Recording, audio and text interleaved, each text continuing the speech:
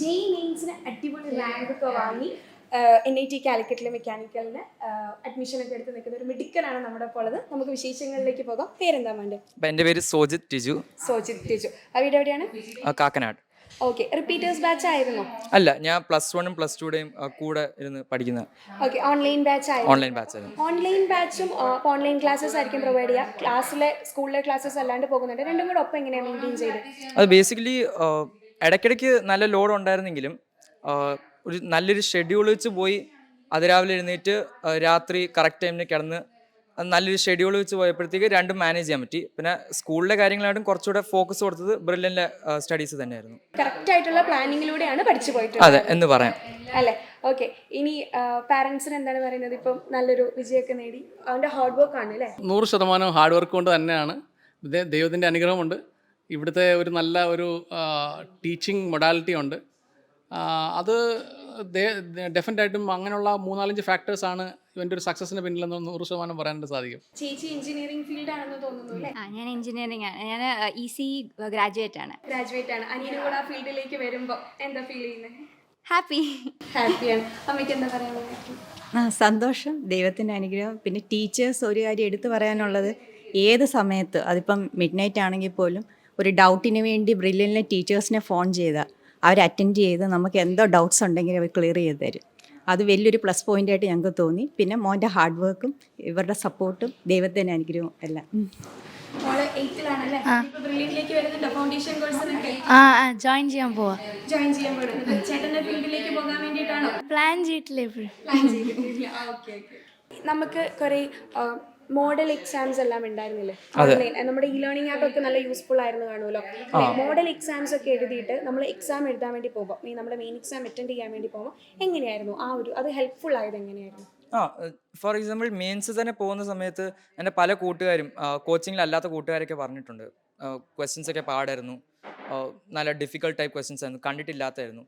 പക്ഷേ model exams ഒക്കെ ചെയ്ത് കഴിഞ്ഞപ്പോഴത്തേക്ക് എനിക്ക് ഫീൽ ചെയ്ത് അതിനകത്ത് കുറേ ക്വസ്റ്റ്യൻസ് അല്ല, പക്ഷെ അതിൻ്റെ ടൈപ്പ് ഓഫ് ക്വസ്റ്റ്യൻസ് കുറേ റിപ്പീറ്റ് ചെയ്യുന്നുണ്ടായിരുന്നു.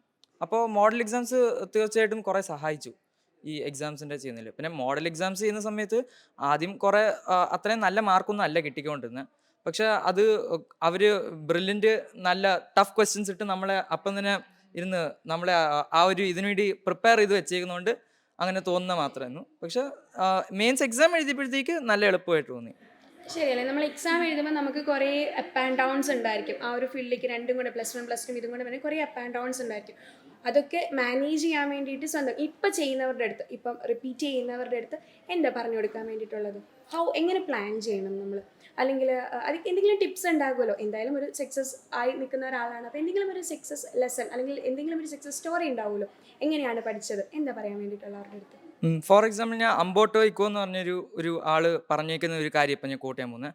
പുള്ളി പറഞ്ഞിട്ടുണ്ട് നമ്മുടെ ജീവിതത്തിൽ കിട്ടുന്ന ഓരോ ഇൻഡസ്ട്രീഷ്യൽ സ്പേസസ്, ആ ഇൻഡസ്ട്രീഷ്യൽ സ്പേസ് നമ്മൾ കണ്ടെത്തുക. ഫോർ എക്സാമ്പിൾ നമ്മൾ ലിഫ്റ്റ് കയറി നമ്മൾ മുകളിലോട്ട് പോകുന്ന സമയത്ത് ആ സമയം നമ്മൾ എന്തെങ്കിലും ചിന്തിച്ചുകൊണ്ടിരിക്കുക, അല്ലെങ്കിൽ പുതിയൊരു കാര്യം പഠിക്കുക, പുതിയതായിട്ട് പഠിക്കാനുള്ള ഒരു ഫോമിലോ അല്ലെങ്കിൽ അതുപോലത്തെ ഒരു സാധനം നമ്മൾ മനസ്സ് റീകളക്ട് ചെയ്ത് പഠിക്കുക. അതൊരു കാര്യം. രണ്ടാമത്തെ കാര്യം, സമയം വൈസായിട്ട് ഉപയോഗിക്കുന്നതിൻ്റെ അതിരാവിലെ നല്ലോണം എഴുന്നേൽക്കുക. കാരണം നമ്മുടെ മനസ്സ് ആ സമയം നല്ല ഫ്രഷ് ആയിരിക്കും.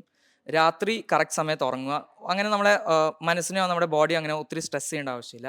കാരണം മിനിമം നമുക്ക് 6 hours സ്ലീപ്പ് നമുക്ക് വേണം, അല്ലെങ്കിൽ നമ്മുടെ ബോഡിക്ക് പ്രശ്നമാകും. അപ്പോൾ അങ്ങനെയൊക്കെ ചെയ്താൽ നമുക്ക് എഫിഷ്യൻ്റ്ലി 1 year എന്ന് വെച്ചാൽ 365 ഡേയ്സിന് നമ്മൾ കറക്റ്റായിട്ട് മാനേജ് ചെയ്യുവാണെങ്കിൽ നമുക്ക് ഈ സിലബസ് തീർക്കാൻ പറ്റും. അപ്പം ഇനിയും ലൈഫിൽ കുറേ എക്സാംസ് കാര്യങ്ങളെല്ലാം ഫ്രണ്ടിലേക്ക് വരുന്നുണ്ട്. എല്ലാം ഇതുപോലെ ഹാപ്പി ആവട്ടെ, പാരൻസ് പ്രൗഡ് ആയിരിക്കട്ടെ. അപ്പം all the best from the Brilliants. Thank you. ബ്രില്യൻ്റിനോട് ഞാൻ എൻ്റെ നന്ദി അർപ്പിക്കുന്നു. സത്യമായിട്ടും ഞാൻ ഈ ഇൻസ്റ്റിറ്റ്യൂഷനിൽ ജോയിൻ ചെയ്തതിൽ എനിക്ക് വലിയ നേട്ടങ്ങൾ സംഭവിച്ചിട്ടുണ്ട്. താങ്ക്സ് അല്ലോ. ഓക്കെ, നല്ല സന്തോഷമുണ്ട് ഇത് കേൾക്കാൻ നേരത്തിൽ. We are also happy for you. Thank you. Entrance സംബന്ധമായ വാർത്തകളും അപ്ഡേഷനുകളും ഏറ്റവും വേഗം ആധികാരികമായി അറിയാൻ Brilliant Study Centre Pala YouTube channel subscribe ചെയ്യുക. ബെൽ ഐക്കൺ അമർത്തുക. ഈ വീഡിയോ മറ്റു സുഹൃത്തുക്കളിലേക്ക് മാക്സിമം ഷെയർ ചെയ്യുക.